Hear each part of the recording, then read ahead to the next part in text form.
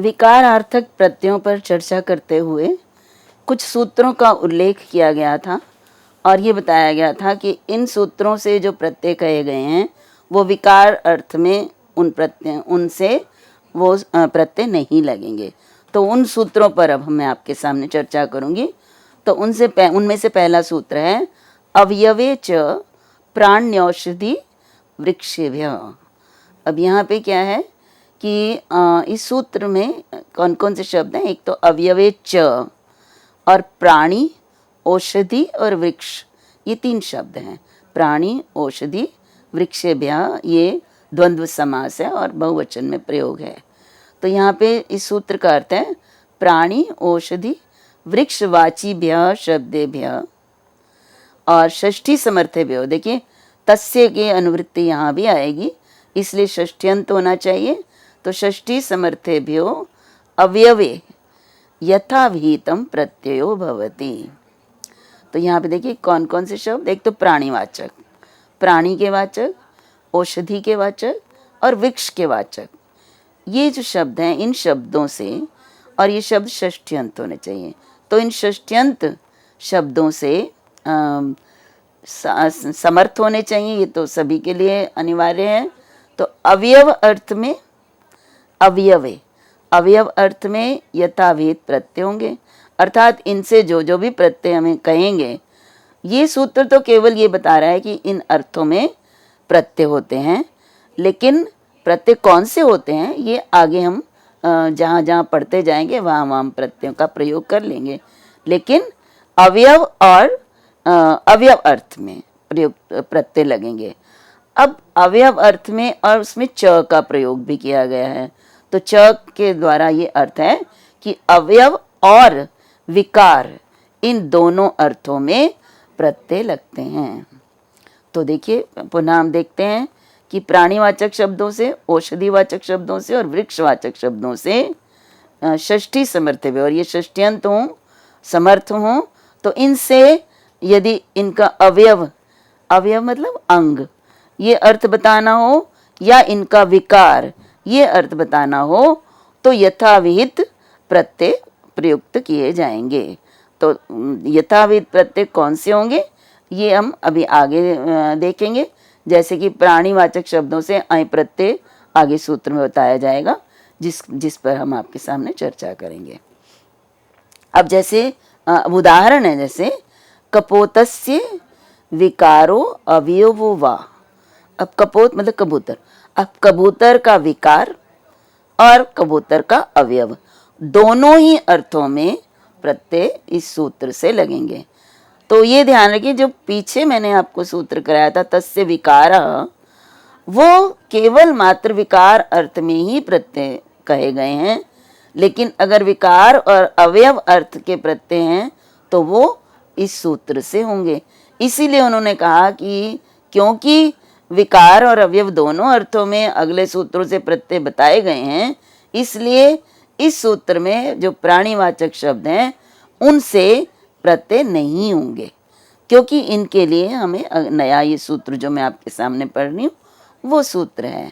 तो जब हमने कहा कि कपोतस्य विकार अवयवा, अगर मैं कहती हूँ कपोत का विकार, अब कपोत का विकार मतलब कबूतर का मांस इत्यादि जो बनाते हैं लोग, तो वो कपोत का विकार है।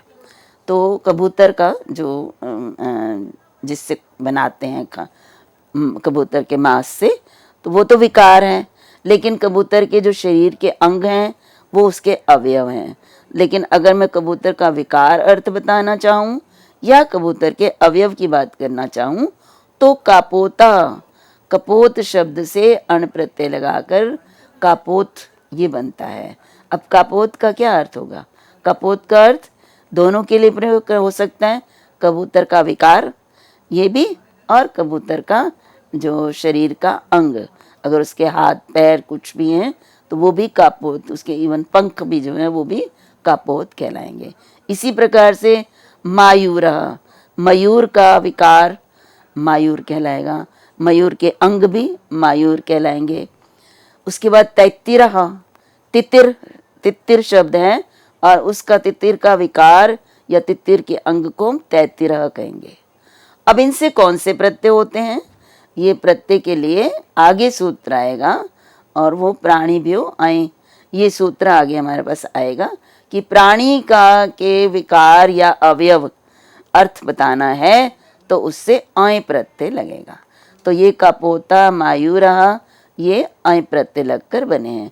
तो इसीलिए तस्य विकारा सूत्र में ये कहा कि प्राणीवाचक शब्दों से इस सूत्र से प्रत्यय नहीं लगेगा, क्योंकि इसके लिए अलग सूत्र दे दिए गए हैं और उसके लिए अय प्रत्यय वाला सूत्र भी आगे दिया है, और वो सूत्र है प्राणी रजतादिभ्यो अय, अर्थात प्राणीवाचक जो शब्द होते हैं उनसे विकार और अवयव अर्थ में अय प्रत्यय लगता है।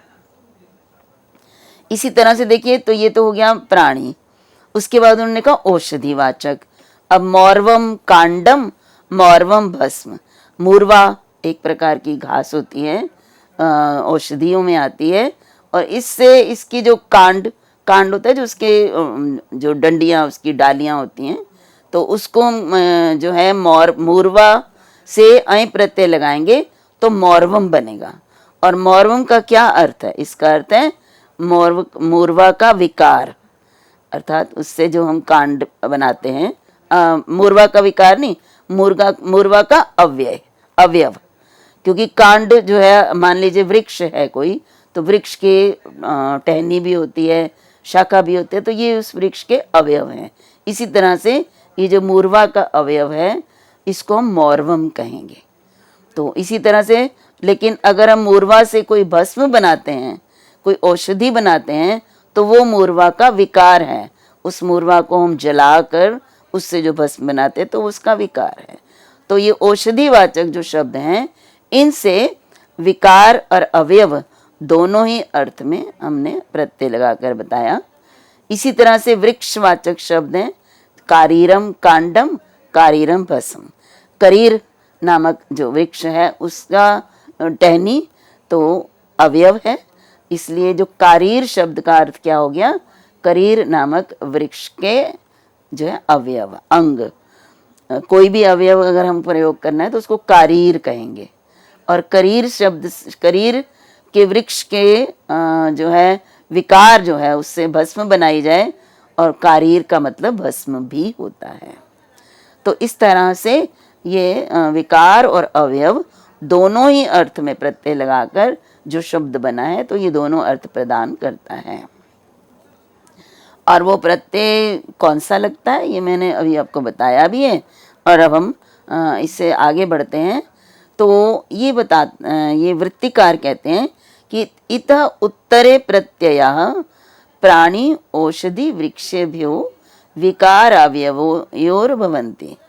तो देखिए, इससे पहले वाला सूत्र तस्य विकारः, वो केवल विकार अर्थ में प्रत्यय कहता है, परंतु जो अब हमने सूत्र किया है, ये सूत्र जो है वो प्राणी औषधि वृक्ष, इन तीनों से प्राणी औषधि वृक्षेभ्यो विकार और अवयव अर्थ में प्रत्यय होंगे। तो ये एक बात जो ध्यान देने योग्य है कि एक तो प्राणीवाचक, औषधिवाचक और वृक्षवाचक शब्दों से प्रत्यय होंगे, और किस अर्थ में होंगे, विकार और अवयव अर्थ में होंगे। तो इसका मतलब है कि अन्यभ्योस्तु विकार मात्र, अर्थात यदि प्राणी औषधि और वृक्षवाचक शब्द नहीं है तो उनसे केवल विकार मात्र में प्रत्यय होंगे, और अगर प्राणी औषधि और वृक्षवाचक शब्द हैं तो उनसे विकार अर्थ में भी और अवयव अर्थ, इन दोनों अर्थों में प्रत्यय होंगे।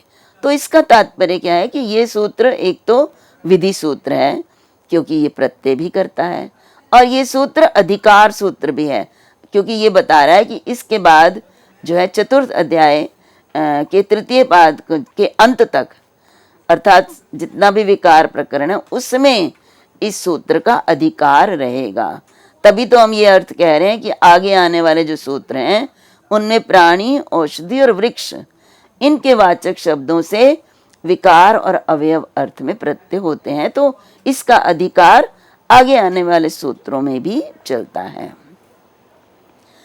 अब देखिए, अभी हमने एक सूत्र किया, अब है अगला सूत्र है अनुदात्त आदेश, कि अनुदात्त आदि अर्थात जिसका आदि स्वर अनुदात्त होता है उस प्रातिपदिक से विकार और अवयव अर्थ में अय प्रत्यय होता है।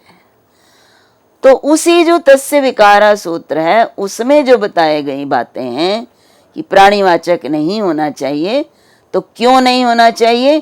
क्योंकि प्राणीवाचक सूत्र से अभी मैंने बताया कि अवयव और विकार अर्थ में प्रत्यय करने वाला सूत्र हमारे सामने दिया गया है, इसलिए वो प्राणीवाचक निकल गया। इसी तरह से ये भी सूत्र कहता है कि अनुदात्त जो है आदि जिनका अनुदात्त स्वर होता है उनसे अय प्रत्यय होता है। तो ये इसीलिए उन्होंने कहा कि अनुदात्त नहीं होना चाहिए। तस्य विकारा सूत्र को जब मैं समझा रही थी आपको, तो उसमें उन्होंने ये कहा कि अनुदात्त नहीं होना चाहिए, उदात्त होना चाहिए, उदात्त आदि। तो उदात्त आदि के अश्मन आदि उदाहरण भी आपके सामने प्रस्तुत किए थे। क्यों नहीं? क्योंकि अनुदात्त आदि से प्रस्तुत सूत्र से विकार और अवयव इन दोनों अर्थों में अय प्रत्यय होता है। तो ये अण का अपवाद है, तो अण नहीं होकर अय होता है। जैसे दाधित्थम, कापित्थम और माहित्थम, ये जो है तीन शब्द जो बने हुए हैं, तो दधित्थस्य अवयवम अवयवः या अवयव विकारश्च, तो दधित्थ का अवयव दादित्य कहलाता है, उसका विकार भी दादित्य कहलाता है। तो ये अय प्रत्यय लगाकर बनता है। देखिए अय प्रत्यय और अण प्रत्यय लगाकर रूप तो समान बनते हैं, लेकिन स्वर में अंतर आ जाता है। णित हो या ङित हो तो दोनों में स्वर विधान की प्रक्रिया में अंतर आ जाता है। इसी तरह कपित्थस्य अवयवम और कपित्थस्य विकारम, इन दोनों अर्थों में कापित्थ बनता है। इसी तरह महित्थस्य अवयवम महित्थस्य विकारम से माहित्थम, ये रूप बनते हैं। रूप बनाने में तो इसमें कुछ भी नहीं है, जो है आदि वृद्धि होती है और अंतिम जो है उसका लोप होकर रूप बनता है। अब अगला सूत्र है आपके सामने, उसी प्रक्रिया में मयड वैतयोर भाषायाम अभक्ष्याच्छादनयो हो। अब ये सूत्र कहता है कि मयट, एक तो मयट तो प्रत्यय बताया गया, वैतयो मतलब वा एतयो, भाषायाम अभक्ष्य आच्छादनयो हो। अब इसमें हम वृत्ति देखें तो वृत्ति में कहा कि प्रकृति मात्रात वा मयट प्रत्ययो भवति। एक तो प्रकृति से मयट प्रत्यय होता है, प्रकृति में मूल शब्द से जो है वो मयट प्रत्यय कहा गया प्रत्यय होता है, लेकिन किसमें? अभक्ष्य आच्छादनयो हो। भक्ष्य और आच्छादन अर्थ नहीं होना चाहिए। भक्ष्य मीन्स खाने योग्य पदार्थ, आच्छादन मीन्स ढकने योग्य। तो ढकने वाले अर्थ में या खाने योग्य अर्थ में वर्जित हो, इन दोनों अर्थों को छोड़कर अन्य अर्थों में विकार और अवयव, विकार और अवयव अर्थ में भाषायाम, भाषा में अर्थात लौकिक भाषा में यथा यथम प्रत्ययेषु प्राप्तेषु। अब यथा यथम प्रत्ययेषु प्राप्तेषु, प्रत्यय अन्य प्राप्त होते हैं, उनके साथ साथ विकल्प से मयट प्रत्यय भी होता है। तो इस सूत्र के द्वारा विकार और अवयव इन दोनों अर्थों में मयट प्रत्यय भी कहा गया है, और जो प्रत्यय प्राप्त होते हैं वो भी होंगे, और होगा ये लौकिक भाषा में। और जो शब्द बनेगा वो एक तो भक्ष्य नहीं होना चाहिए और आच्छादन अर्थ में प्रयोग उसका नहीं होना चाहिए।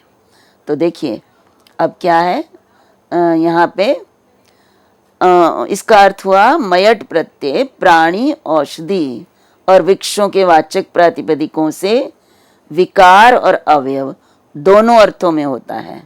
तो इसका मतलब है कि अन्यों में केवल विकार अर्थ में होगा। विकार अर्थ में प्रत्यय किस सूत्र से? तस्य विकारा सूत्र से कहा गया है। लेकिन जो शब्द विकार और अवयव इन दोनों अर्थ में प्रयुक्त होंगे और प्राणी, औषधि और वृक्ष के वाचक होंगे, उनसे इन दोनों अर्थों में मयट प्रत्यय भी होगा और अन्यों से केवल विकार अर्थ में प्रत्यय होगा। तो जैसे देखिए आपके पूर्व में हमने कहा जो है प्राणीवाचक, औषधिवाचक और विकारवाचक। तो जैसे है हमारे पास मोर्वम या मूर्वामयम। अब मूर्वा क्या है? मूर्वा जो है वो जो औषधि है, एक तरह की ग्रास है जिससे औषधि बनती है, तो औषधिवाचक है, ठीक है, औषधिवाचक होने और इससे विकार अर्थ में भी और अवयव दोनों अर्थों में हमें प्रत्यय बताया गया है। कौन सा प्रत्यय? अय प्रत्यय पूर्व सूत्र में बताया गया। अब यहाँ पे अय प्रत्यय भी होगा और साथ साथ प्रस्तुत सूत्र से मयट प्रत्यय भी होगा। तो मूर्वा मयम का भी यही अर्थ है कि मूर्वा नामक जो घास है उसका विकार या मूर्वा का अवयव दोनों के लिए, और मौर्वम का भी यही अर्थ है।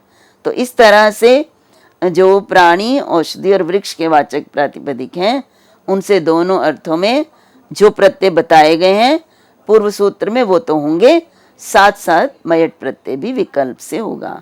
लेकिन ये होगा किसमें? भाषायाम। भाषायाम मीन्स अब देखिए जो पाणिनि के समय में जो लोक भाषा थी वो संस्कृत जो है वो लौकिक संस्कृत जो है वो लोक भाषा थी और वैदिक संस्कृत जो है वो प्रयोग की भाषा नहीं थी, इसलिए उन्होंने भाषायाम कहा। भाषायाम मीन्स जो लोक में प्रयुक्त होने वाली भाषा अर्थात लौकिक संस्कृत। तो लौकिक संस्कृत में मूर्वामयम और मौर्वम ये दोनों प्रयोग होंगे, लेकिन वैदिक संस्कृत में नहीं होते, इसीलिए बैलवाह खादिरो वायुपा अर्थात बिल्व का बना हुआ जो है बिल्व का विकार या बिल्व का अवयव या खदिर का विकार या खदिर का अवयव।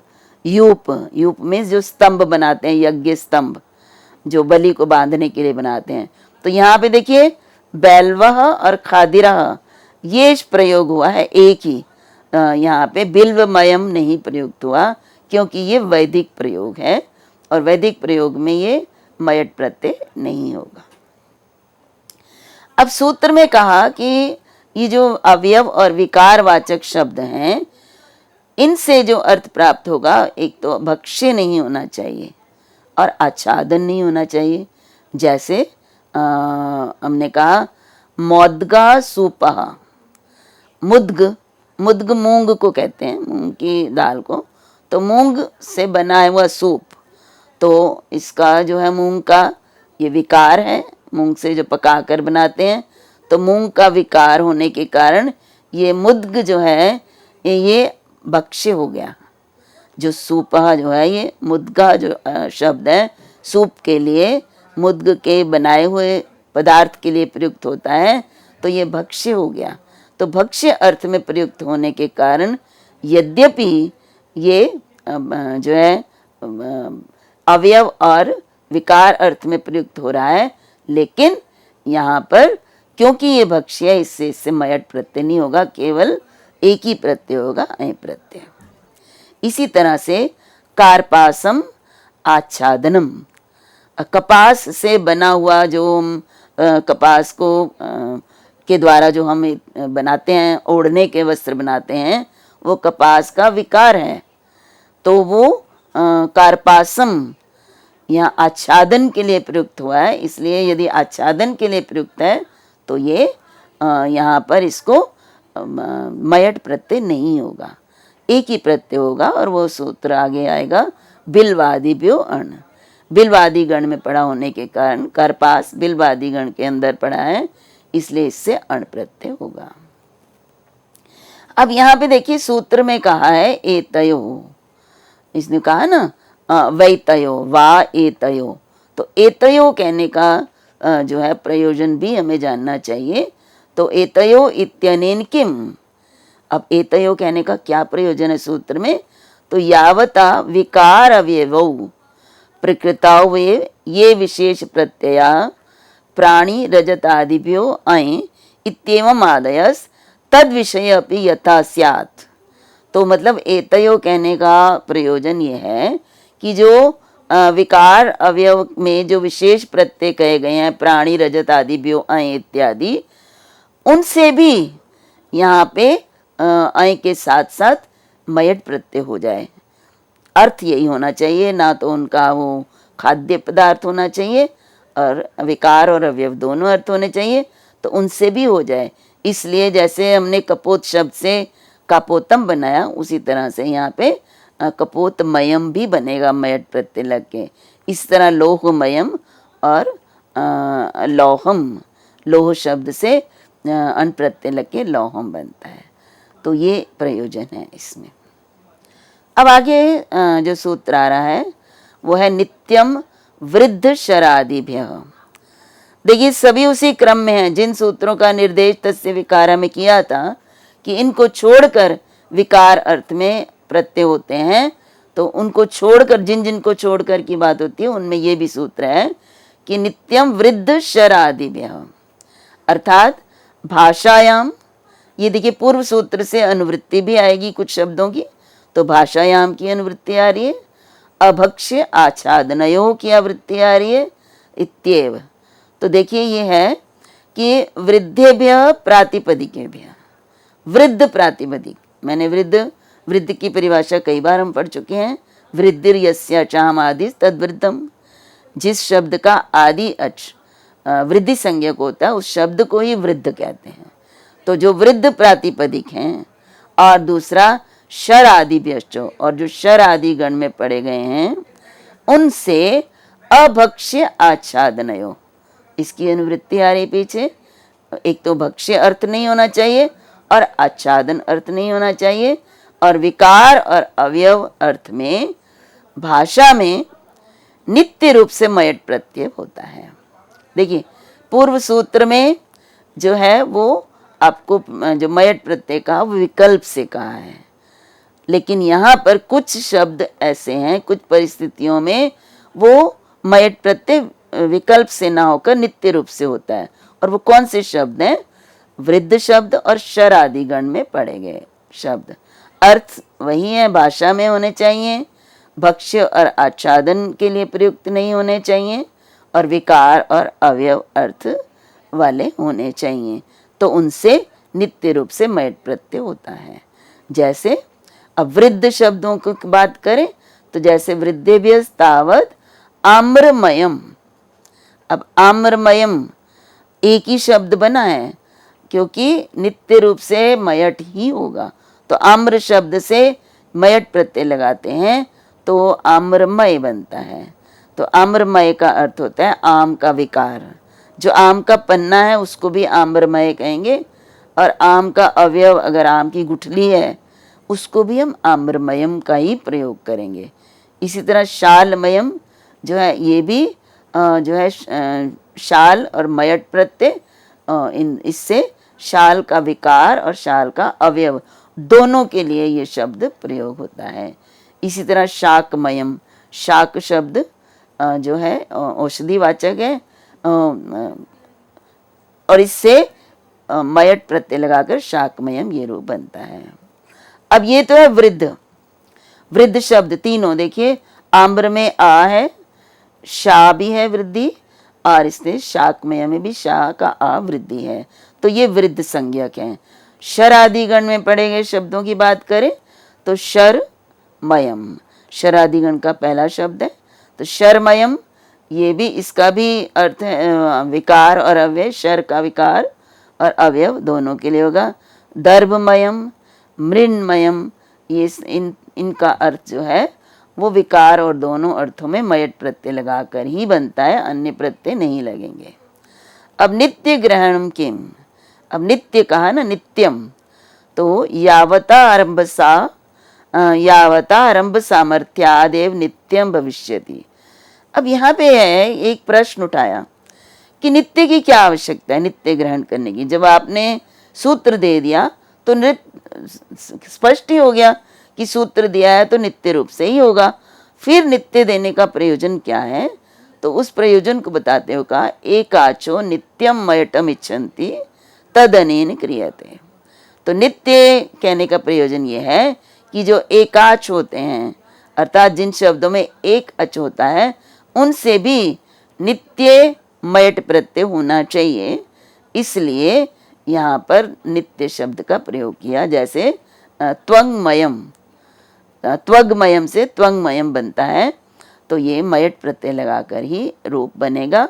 और त्वग शब्द एक अच वाला है, इसलिए यहाँ पर इनको भी ये प्रत्यय हो जाए मयट प्रत्यय, इसलिए नित्यम का पुनः प्रयोग किया गया। ऐसे ही संगमयम, वांगमयम, ये सारे जो शब्द हैं ये मयट प्रत्यय लगाकर बनते हैं। तो अब शरादिगण में पड़ेंगे शब्द कौन कौन से हैं, तो शर, दर्भ, मृत, कुटी, तृण, सोम, बलबज, ये सब शरादिगण में पड़ेंगे शब्द हैं। अब अगला सूत्र मैं आपके सामने रखना चाहूंगी और वो है गोश्च पुरीशे। अब इसका अर्थ है गो शब्दाद पुरीशे अभिधेये मयट प्रत्यय भवति। मयट प्रत्यय और कहाँ होता है, तो ये अगला सूत्र हमारे सामने है। तो पुरीश अर्थ में यदि गो शब्द पुरीश अर्थ देना चाहे, पुरीश होता है गौ का जो उनका जो मल है उसको हम गोबर, उसको हम पुरीश के नाम से पुरीश कहते हैं। तो गो शब्द से यदि उसका पुरीश अर्थ बताना हो तो मयट प्रत्यय लगता है। तो जैसे गोमय, गोमय का अर्थ है गो का जो पुरीश है, उसका गोबर है। तो ये जो है गो का अवयव भी नहीं है, गो का विकार भी नहीं होता है, तो इससे तो प्रत्यय प्राप्त नहीं हो रहा था मयट। प्रस्तुत सूत्र से यहाँ पे मयट प्रत्यय लगकर गोमय बनता है। पुरीश कहने का तात्पर्य क्या है, जैसे गव्यम पयः, जो दूध है वो गो का विकार है। पुरीशम न विकारो न अव्यय, पुरीश न विकार है न ही अवयव है। तो तस्येदम विषये विधानम, तो तस्येदम इस सूत्र से विधान होता है। और विकार अव्यवस्तु गो पयसोर यत, विकार और अवयव अर्थ में तो गो और पयस से यत प्रत्यय होता है, जो कि मैं आपको अगले सूत्र में स्पष्ट करूंगी, अगले व्याख्यान में स्पष्ट करूंगी। अभी के लिए इतना ही। सभी को मेरा नमस्कार।